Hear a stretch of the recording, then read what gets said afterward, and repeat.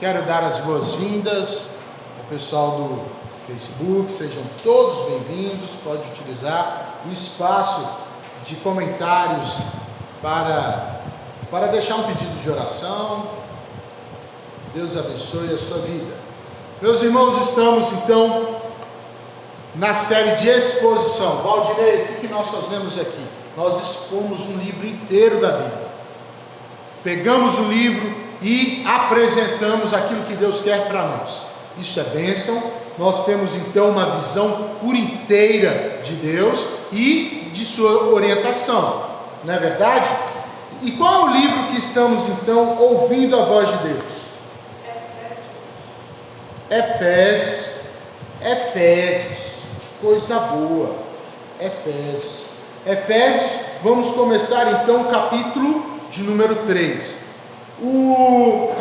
A série que nós estamos é Efésios, uma carta para a família gloriosa de Deus. Esse é o tema da série, é uma carta para a família gloriosa de Deus. Veja, dentro dessa série eu fiz uma minissérie, porque o texto era muito grande e para não me delongar e perder a atenção de vocês, eu quebrei. Então a gente vai ouvir a primeira parte da minissérie dentro da série. Tudo bem? Tudo bem? A série que eu montei é o Mistério da Graça. Mistério da Graça. A gente vai ler o versículo 1 e 2, que é o do nosso texto, do nosso sermão. Mas o texto ele é maior. Para que a gente possa ter toda a compreensão, vamos ler todos os versículos e focar no versículo 1 e 2. Tudo bem? Vamos ficar em pé para ler com fé, com reverência, com amor. Vamos lá. Por esta causa, eu, Paulo, sou prisioneiro de Cristo Jesus, por amor de vós, gentios. Se é que tendes ouvido a respeito da dispensação da graça de Deus, a mim confiada para vós outros. Pois, segundo uma revelação, me foi dado conhecer o mistério, conforme escrevi há pouco, resumidamente, pelo que, quando ledes, podeis compreender o meu discernimento do mistério de Cristo, o qual em outras gerações não foi dado a conhecer aos filhos dos homens, como agora foi revelado aos seus santos apóstolos e profetas no Espírito, a saber que os gentios são co-herdeiros, membros do mesmo corpo e coparticipantes da promessa em Cristo Jesus, por meio do Evangelho. Meus irmãos, o tema de hoje então é os zeladores de Deus. Podeis assentar. Os zeladores de Deus. Esse é o tema de hoje, da minissérie Os Mistérios da Graça. Tudo bem? Então o mistério da graça revela que somos zeladores de Deus. A minissérie, que a gente vai dar continuidade domingo, vai falar sobre mistérios da graça. E a primeira coisa que nós precisamos entender é que o mistério da graça nos faz zeladores de Deus. Tudo bem? Você vai ver a palavra mistério nos versos 3, 4 e 9, por exemplo. E hoje nós temos uma ideia de mistério muito estranha, que é diferente do que a Bíblia entende por mistério. Mistério é algo incógnito, esotérico, escondido, místico e que ninguém sabe, mas acontece e ninguém explica. E que atrai as pessoas. Será que é isso que Deus entende por mistério? Então, o mistério propriamente dito, a gente vai ficar no domingo que vem. A gente vai começar a tocar nesse assunto a partir de hoje. Tudo bem? Meus irmãos, então, tema zeladores de Deus. Vocês já perceberam? Aqui não tem muito prédio. Mas vocês já perceberam como zeladores ou porteiros sabem de todas as coisas que acontecem? Seja no colégio, seja num condomínio, seja no prédio. A hora que fulano e ciclano chega, são os primeiros a serem entrevistados pela polícia. Até quando você passa no concurso, eles perguntam lá. Então veja, o porteiro sabe de tudo. A hora que você chega, a hora que você vai embora, com quem você anda. Eles sabem de, tá impressionante, parece que eles estão em todos os lugares. Você não faz nada escondido do porteiro. Meus irmãos, e é engraçado porque na escola teve uma vez que eu fui suspenso por ter bagunçado muito. E aí eu fiquei 3 dias sumido do colégio. Quando eu voltei, o porteiro, ele me cumprimentou e disse: seja bem-vindo depois da sua suspensão. Até o porteiro sabia, o porteiro do colégio, ele sabia de todas as coisas. E ele ainda me disse: cuidado para não tomar outra. Ele ainda foi meu conselheiro. Ele parecia o senhor Miyagi, o porteiro do colégio da escola. Ele parecia estar em todos os lugares. Ele inclusive era também conselheiro. Ele um dia me sentou comigo e me disse: rapaz, se você estudar por 3 semestres, aliás, se você estudar, bimestres, se você estudar por 3 bimestres, o 4º bimestre você não precisa, você já passou, aí você pode fazer sua bagunça. O problema é que você bagunça os 3 e quer estudar no último, não vai dar certo. Ele me dava conselhos, o porteiro, ele me dava conselhos, era um conselheiro. Ele parecia também estar em todos os lugares. Eu lembro uma vez que nós fomos para trás do ginásio jogar bola e era proibido. E aí um amigo meu chutou a bola. Na viagem da bola, o porteiro aparece, agarra, parecendo como se fosse um excelente goleiro, põe debaixo do braço e some com aquela bola. Ele também estava lá para nos corrigir. E meus irmãos, engraçado porque Paulo, ele parece que está agindo da mesma maneira. Paulo parece que está agindo da mesma forma. Ele está preso e ele está ensinando as verdades do Evangelho para uma comunidade. Que comunidade é essa? Comunidade de Éfeso. E ele ensina como se ele mesmo estivesse lá. Ele passa, porque é como se ele estivesse ouvindo os problemas que eles estavam passando agora. Paulo é o verdadeiro zelador de Deus. E ele, em resumo, vamos entender o seguinte: parte do mistério da graça é que todos nós fomos chamados para sermos zeladores de Deus. Parte do mistério da graça é que a graça nos chama para sermos zeladores de Deus.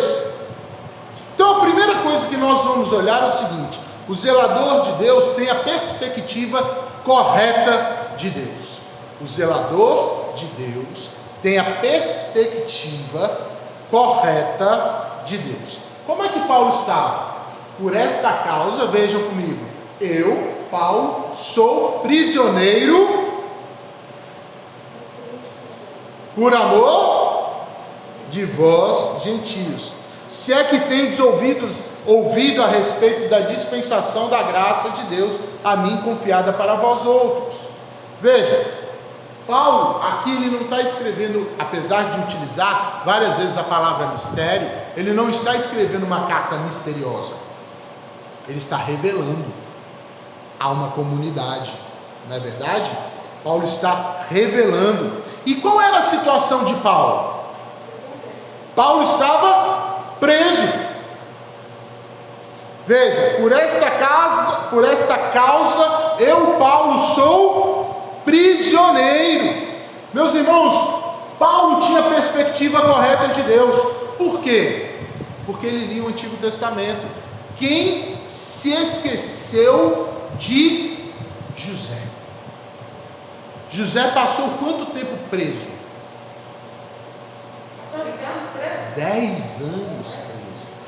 José foi vendido pelos seus próprios irmãos, ficou 10 anos esquecido, preso, e ao final ele ainda disse: isso tudo me aconteceu para que outros pudessem viver, porque Deus estava comigo. Perspectiva correta de Deus, meus irmãos. A perspectiva correta de Deus alivia as tensões. Então Paulo estava preso, mas ele estava preso e ele era prisioneiro de Nero. É isso que Paulo está dizendo? Prisioneiro de Cristo. Por quê? Porque Paulo tinha perspectiva correta. Veja, Romanos 8 vai dizer assim: sabemos que todas as coisas, o próprio Paulo escreveu, sabemos que todas as coisas cooperam para o bem daqueles que amam a Deus, daqueles que são chamados segundo o seu propósito. Então sabemos que todas as coisas cooperam. Paulo está preso, mas ele continua firme na sua devocional, porque ele precisava ter a visão correta de Deus, porque a visão correta de Deus alivia as tensões. Deus está utilizando este momento, Deus está utilizando a minha prisão, e ele para. Paulo para porque ele foi preso. O que ele continua fazendo? Instruindo, enviando carta, evangelizando, aconselhando. Olha só o que a visão correta de Deus faz conosco. Paulo teve uma vez que ele foi preso, lá em Atos 16, e diz assim: e depois lhes deram muitos açoites e lançaram-no no cárcere, ordenando ao conselheiro que os guardassem com toda segurança. Ou seja, eles não podiam fugir. Este, recebendo tal ordem, levou-os para o cárcere interior e lhes prendeu os pés no tronco. Então eles tinham que botar a mão num buraquinho, os pés e as mãos, eles eram presos de uma forma não confortável. Imagina você com a mão preso, o pé preso, dentro de uma prisão. Paulo estava preso dessa forma, altamente desconfortável. E aí o texto diz: por volta da meia-noite, Paulo e Silas oravam e cantavam louvores a Deus, e os demais companheiros de prisão escutavam. Meus irmãos, a correta perspectiva de Deus alivia os sofrimentos. Você tendo os olhos de Deus, você vai compreender a realidade que está à sua volta, a prisão, a corrente, a tristeza, o sofrimento, porque você está ali no momento onde você está, fazendo aquilo que você está, por mais difícil que seja a sua vida, com os olhos de Deus se alivia, meus irmãos. Porque ao adquirirmos os olhos de Deus, podemos entender o que se está passando. Veja, por que Paulo foi preso? Está aqui. Por amor a Jesus. Sim, e porque ele estava pregando. Porque ele estava pregando, meus irmãos. Porque ele estava pregando. Paulo foi preso por pregar o evangelho, por amar um povo que sequer conhecia, mas Deus conhecia-os muito bem. E por que Paulo então começa a amar um povo que sequer conhecia? Porque Paulo adquiriu a perspectiva de Deus. Ao adquirir a perspectiva de Deus, o que vem nisso? O que vem nesse presente? Vem todo Deus. Você sente o que Deus sente, você ama como Deus ama, você se importa como Deus se importa.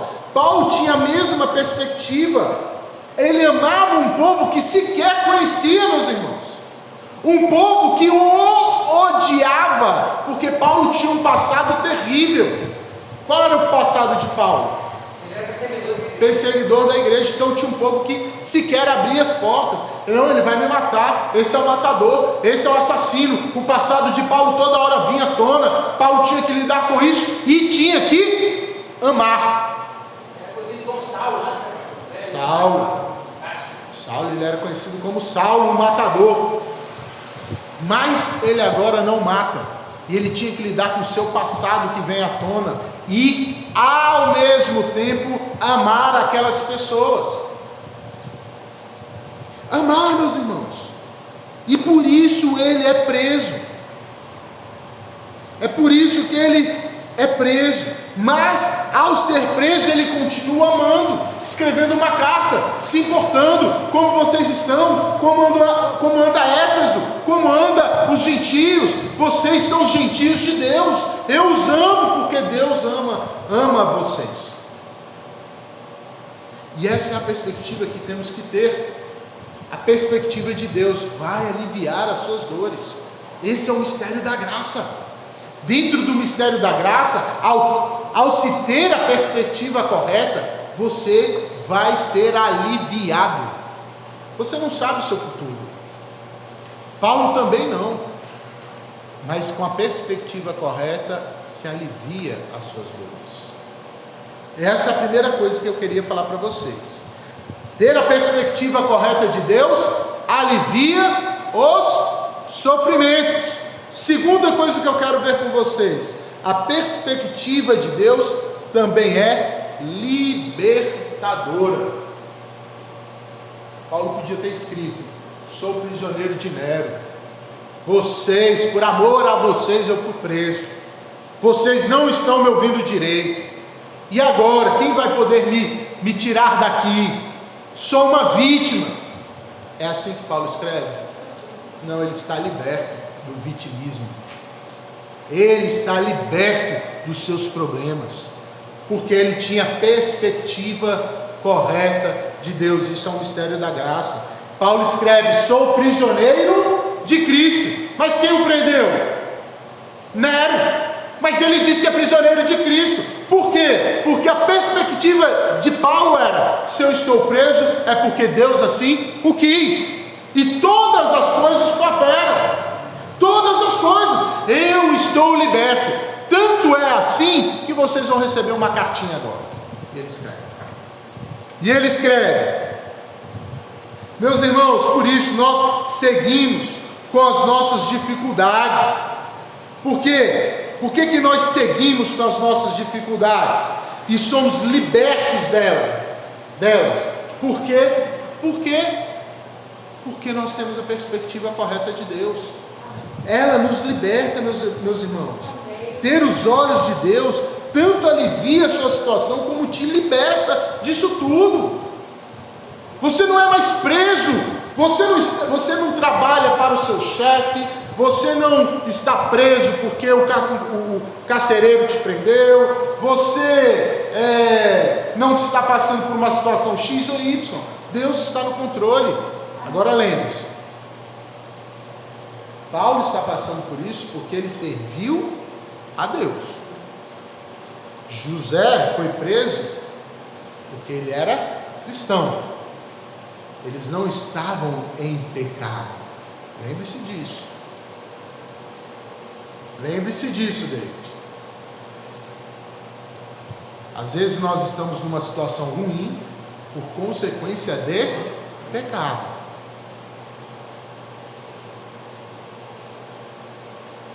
Aqui, Paulo estava numa consequência ruim porque estava servindo a Deus.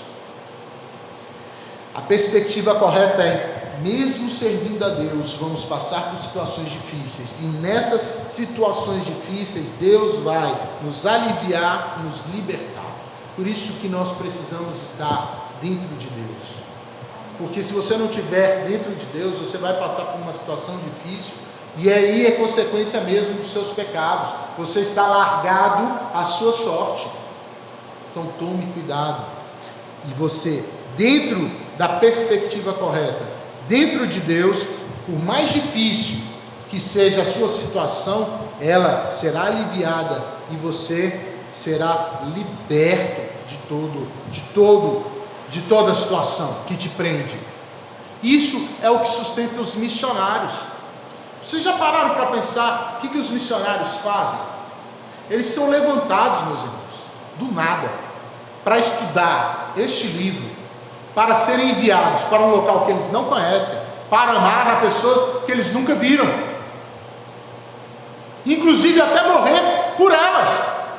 Meus irmãos, o que sustenta um missionário nessa caminhada toda? A perspectiva correta de Deus. Sem isso, meus irmãos, vamos vagar aí com os doidos, porque nós não temos a perspectiva correta de Deus. Primeiro problema que aparecer, Deus está contra mim. Se eles não tiverem com os olhos fixos em Deus, eles perecem, eles enlouquecem, suas esposas enlouquecem, os missionários endoidam. Por quê? Porque eles precisam da perspectiva, numa comunhão correta, amar a Deus e ser amado por Ele. Esse é o relacionamento que todo cristão é chamado a ter, não só os missionários. Os missionários parece que ganharam um holofote, por isso que nós utilizamos, mas porque eles estão na ponta de lança, na ponta da lança mesmo. Mas todos nós somos chamados a ter esse compromisso com o Senhor. Compromisso. E em terceiro, meus irmãos, ter a perspectiva correta, não só alivia, não só nos liberta, como também nos faz dispenseiros de Deus. O que é ser um dispenseiro? Saber lidar? É receber de Deus e doar. Receber de Deus e doar. O que seria ser dispenseiro de Deus?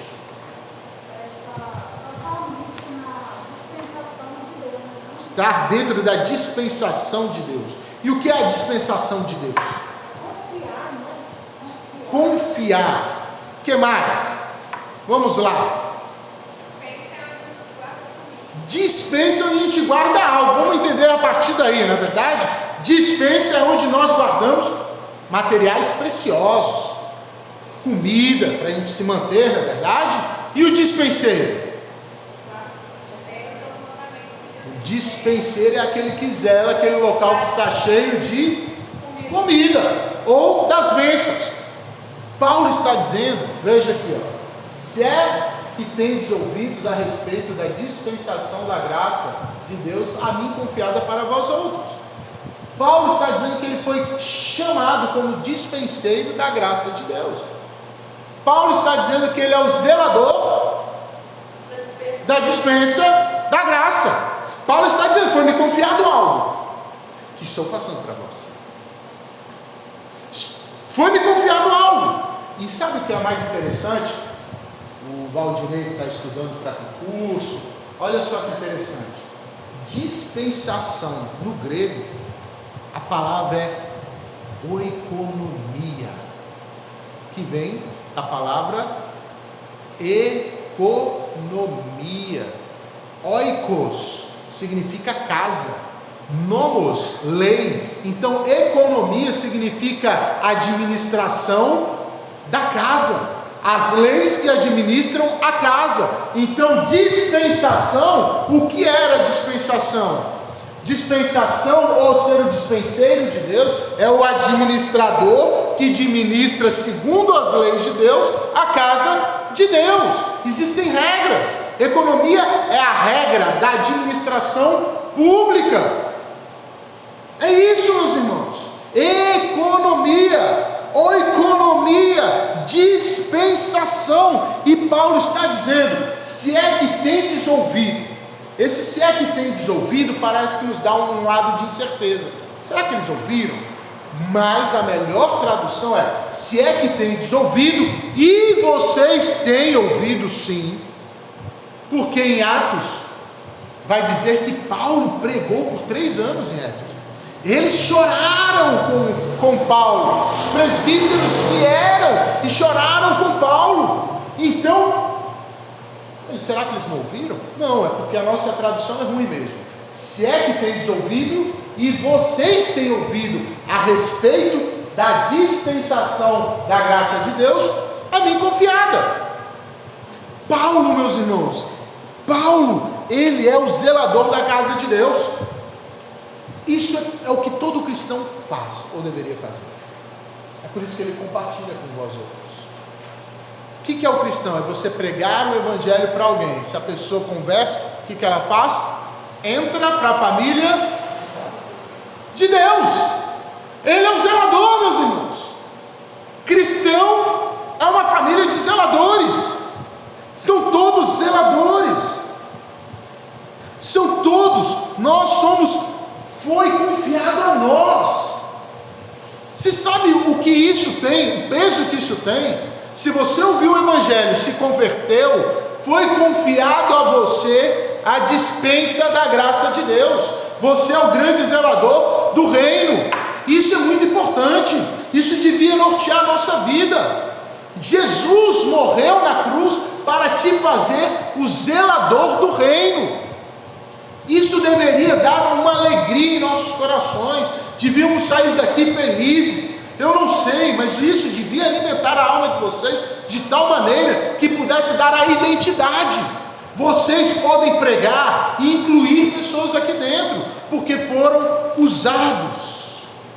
Foram usados. Meus irmãos, vocês foram usados por Deus. Paulo está compartilhando com eles algo que ele havia recebido. Eu lembro que antes de ser pastor, eu fui professor de educação física e eu tinha que viajar com mais ou menos 60 crianças, daquelas que estão lá no jiu-jitsu, mais de 60 crianças para adolescentes. E aí, às vezes eu ficava com 20 no campo, e se as outras 50, e aí? Porque como eu era técnico de futebol, eu tinha um time, os outros ou ficavam na pousada, no hotel. E agora? Eu apliquei esse conceito. Eu chamei todos os mais velhos e expliquei: vocês são responsáveis pelos menores. Vocês são os zeladores dos menores. Vocês têm que me ajudar, porque aonde eu não estou, vocês estarão. Vocês têm que cuidar, porque eu não posso cuidar de todos. O outro professor vai estar com outro time. Sempre vai ter um povo sem ser olhado. E eles entenderam a aplicação da doutrina no meio profissional. Eles entenderam. O adolescente de 16 cuidava de 13, de 12. Eles me ajudavam, não é? Eles me ajudavam naquilo ali. E sabe, meus irmãos, qual é a promessa? É que Deus, diferente de um professor, Ele está em todos os lugares. A diferença entre o professor e Deus é que Deus, além de estar em todos os lugares, é Ele quem te ajuda, te auxilia, está com você no momento da dor, da dificuldade.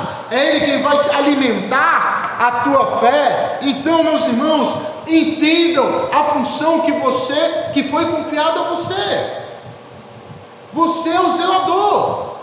Aroanã, para se converter, precisa de zeladores, porque se os zeladores não forem, como que eles vão jogar as suas redes?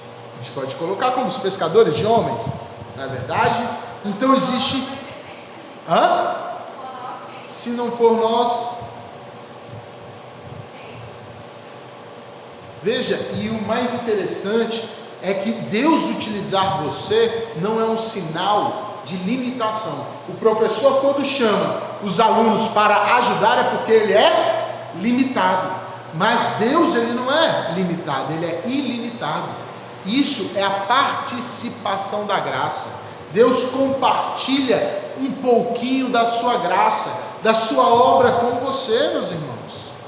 Você foi chamado por Deus, você foi treinado por Cristo, você foi empoderado pelo Espírito Santo para zelar pelo povo de Deus, para instruir o povo de Deus.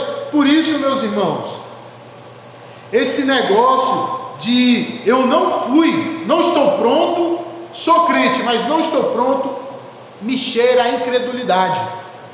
Já ouviram isso? Você precisa ensinar, você precisa evangelizar, você precisa dar bom testemunho. Não estou pronto. A pessoa tem 10 anos, a pessoa tem 1 ano, a pessoa tem 5 anos de igreja. Isso me cheira incredulidade. Por quê, pastor?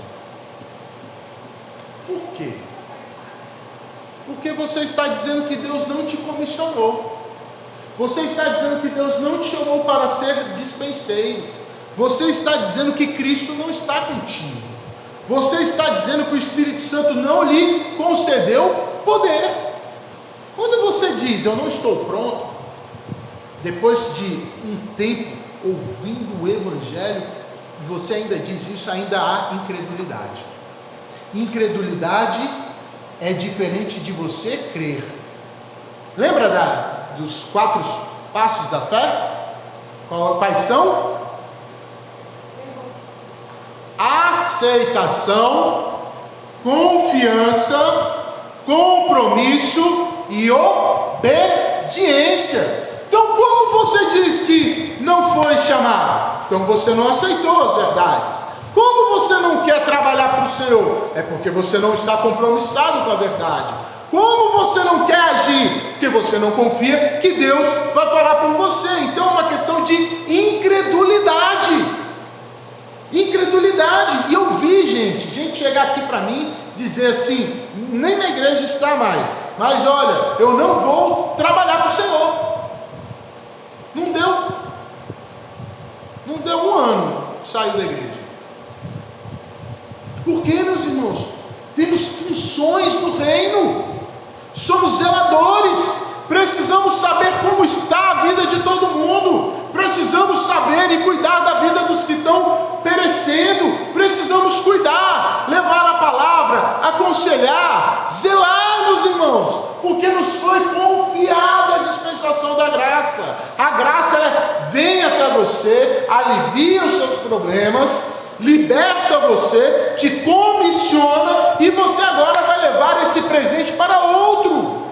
Para outro é o que Paulo está fazendo aqui, mesmo preso e livre, totalmente, meus irmãos. Ele estava livre, apesar de preso. Apesar de preso. Então, o grande mistério da graça é que ela vai aliviar as dores de todos que estão aí fora. Mas você é o zelador que vai levar isso para elas, porque Cristo te comissionou. O grande mistério da graça é que ela vai libertar essas pessoas que aí estão. Como? Quando você entender que você foi comissionado como zelador da graça de Deus. E essas pessoas entenderão e serão transformadas em grandes dispenseiros da graça. É uma grande onda que não tem fim. Mas para isso, nós precisamos, como hoje de manhã, entender que nós temos que aceitar o Evangelho, nós temos que confiar no Evangelho, nós temos que ter compromisso com o Evangelho, e nós temos que obedecer o Evangelho. Isso é ser espiritual, isso é ser zeladores de Deus, isso é ter compromisso com o Senhor Jesus, isso é ter uma vida espiritual, meus irmãos. E aqui nós ficamos com esses 2 versículos, para começar a entender o mistério da graça. Paulo, mesmo prisioneiro, ele se coloca como grande zelador dos gentios, a fim de compartilhar alguma coisa, a dispensação da graça, que ele vai chamar depois de o grande mistério de Cristo. E aí vamos entender o que é esse grande mistério e o que nos reserva domingo que vem, quando a gente continuar com a minissérie Os Mistérios da Graça. Amém? Vamos orar, meus irmãos? Vamos ficar em pé?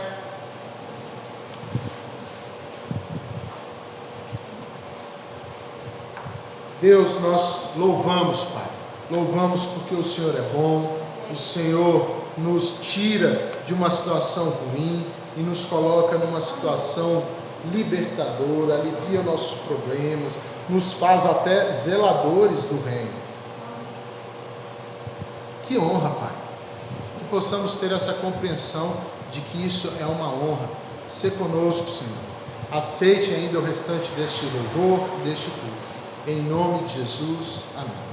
Meus irmãos, eu agradeço a presença de todos, aqui ficamos, Deus abençoe.